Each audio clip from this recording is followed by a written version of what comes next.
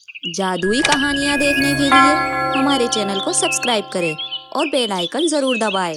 रामपुर नाम के गांव में एक परिवार रहा करता था। उस परिवार में मेनका नाम की औरत थी जिसकी 2 बहुएं थी, जिसमें से एक का नाम शीला तो दूसरी का नाम रूपाली था। दोनों ही बेहद खूबसूरत थी और वो एक दूसरे से हमेशा लड़ती ही रहती थी। आए दिन परिवार में चिक होती ही रहती थी। ये देखकर उनकी सास को बहुत गुस्सा आता था। बेचारी कर भी क्या सकती थी। रोज के इस झगड़े से वो बहुत ज्यादा परेशान थी। वो आए दिन ऐसे झगड़ों से बहुत ज्यादा परेशान होने लगी थी। एक दिन की बात है, बड़ी बहू बहुत ही ज्यादा गुस्से वाली औरत थी, लेकिन छोटी बहू दूसरी तरफ अच्छे स्वभाव की थी। वो सभी का कहना मानती थी, लेकिन फिर भी वो गलत बात पर बोल ही देती थी। उसे ये बात बर्दाश्त नहीं होती थी कि उसे कोई गलत बोले, क्योंकि वो कुछ गलत करती भी नहीं थी। अरे क्या बात है छोटी बहू, कब से मैं देख रही हूँ तू झाड़ू ही लगा रही है। घर में और कोई काम नहीं है जो इसी में ही लगी है? हाँ भाभी, मुझे सब पता है। मैं झाड़ू लगाने के बाद घर में पोछा लगाऊंगी और उसके बाद रसोई में जाके खाना भी बनाऊंगी। पता नहीं तेरा खाना कब तक बनेगा। मुझे इतनी तेज भूख लगी है और मैं क्या इतना लेट खाना खाऊंगी? अरे भाभी जी, आप चिंता मत करिए, सब हो जाएगा। हे भगवान, मैं क्या करूं? मैंने तो सोचा था मेरी शादी के बाद देवरानी आएगी, मुझे बहुत आराम होगा, लेकिन मेरे तो भाग ही फूट गए। लेकिन तुम तो किसी भी काम की नहीं हो। बड़ी बहू छोटी बहू से ज्यादा खूबसूरत थी, इसीलिए उसे अपनी सुंदरता पर बहुत ज्यादा घमंड था। भाभी, अगर आप मेरी मदद करवाएं तो मैं जल्दी ही अपना काम कर सकती हूँ। मुझे बस थोड़ी सी मदद की ही तो जरूरत है। क्या तू मुझे काम करने के लिए कह रही है? जाके अपना काम कर, और मुझे और भी बहुत काम है। ठीक है भाभी, मैं जा रही हूँ। मैंने तो बस आपसे मदद ही तो मांगी थी। एक दिन अचानक से मेनका की तबीयत खराब हो जाती है और वो स्वर्ग सिधार लेती है।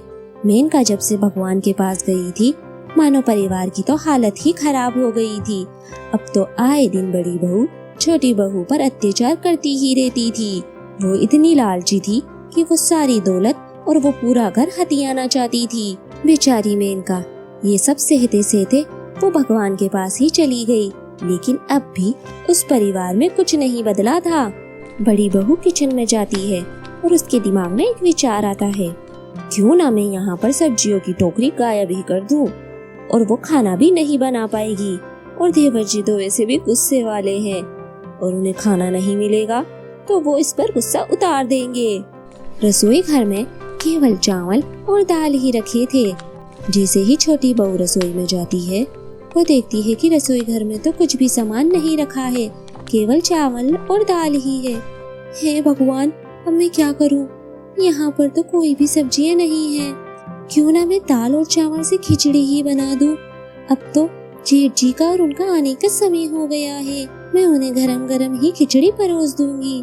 खिचड़ी बनकर तैयार हो जाती है और वो सबसे पहले साधु बाबा को खाना देने के लिए जाती है। साधु बाबा को खाना देने के बाद छोटी बहू घर आ जाती है और सभी को खाना परोसती है। अरे वाह, क्या बात है, आज तो खाने में कुछ अलग ही बात है, बहुत स्वाद है।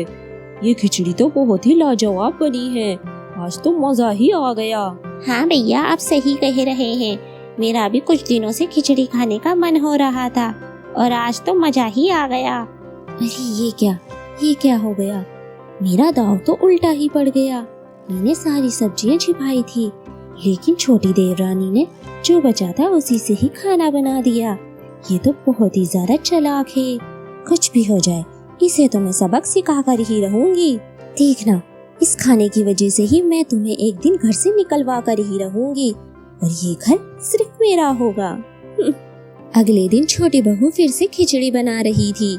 क्योंकि उसकी खिचड़ी की कल तारीफ हुई थी, इसलिए वो अलग तरह की खिचड़ी बना रही थी, नए मसाले डाल के।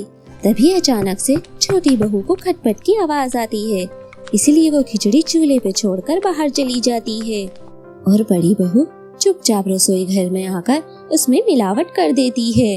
हर रोज की तरह छोटी बहू साधु बाबा को खाना देने के लिए जाती है।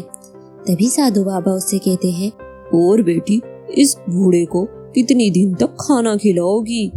साधु बाबा जी, जब तक मैं जिंदा हूँ तब तक मैं आपको रोज खाना खिलाऊंगी। वाह, भगवान तुम्हारा कल्याण करे। साधु बाबा जैसे ही खाना खाते हैं, बेटी, तुमने खाने में इतना नमक क्यों डाला है? आज तो खाना बहुत ही ज्यादा बेस्वाद है। क्या साधु बाबा जी, नमक ज्यादा हो गया? लेकिन ये कैसे हो सकता है? मैंने तो नमक इतना डाला ही नहीं था। मुझे पता ही ये सब किसने किया है। ये तुम्हारी घर की बड़ी बहू ने किया है। ये लो, मैं तुम्हें कुछ देना चाहता हूँ। ये अमृत है और ये जादुई है। ये तुम अपने खाने में डाल देना खाना बनने के बाद। फिर देखना, तुम्हारे खाने का स्वाद हमेशा सही रहेगा। छोटी बहू ऐसा ही करती है, सब खाना खाने लगते हैं। अरे वाह भैया, आज तो खाना कल से भी ज्यादा बहुत स्वाद है।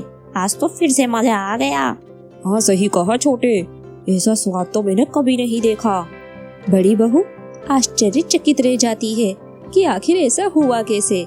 लेकिन अब रोज छोटी बहू ऐसे ही खाना बनाती और अपने खाने में 2 बूंद अमृत की डाल ही देती थी। ऐसे सबको खाना बहुत अच्छा लगने लगा और रोज मजा लेकर खाना खाने लगी। अब तो छोटी बहू को ये भी पता था कि ये सब बड़ी बहू ही कर रही है, इसीलिए अब वो हमेशा चौकन्ने रहती थी और वो आए दिन बड़ी बहू को ऐसे ही मजा चखाती और उसको किसी भी काम में कामयाब नहीं होने देती थी।